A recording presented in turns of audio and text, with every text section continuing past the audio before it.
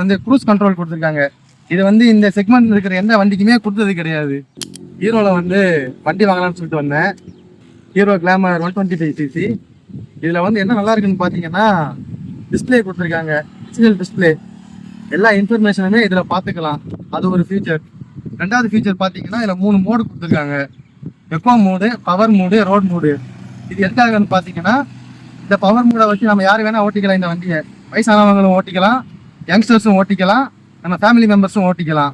மூணாவது பார்த்தீங்கன்னா இதில் வந்து க்ரூஸ் கண்ட்ரோல் கொடுத்துருக்காங்க. இது வந்து இந்த செக்மெண்ட் இருக்கிற எந்த வண்டிக்குமே கொடுத்தது கிடையாது.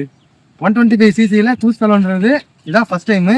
இது எப்படின்னா அரௌண்டு 27 கிலோமீட்டர்லேருந்து 80 கிலோமீட்டருக்குள்ள நம்ம எவ்வளோ தூரம் போகணும், எவ்வளோ கிலோமீட்டர் ஸ்பீடில் போகணுன்ற செட் பண்ணி இதை நம்ம கிளிக் பண்ணோம்னா நம்ம வந்து ஆக்சிடென்ட் பண்ணவே தேவையில்லை.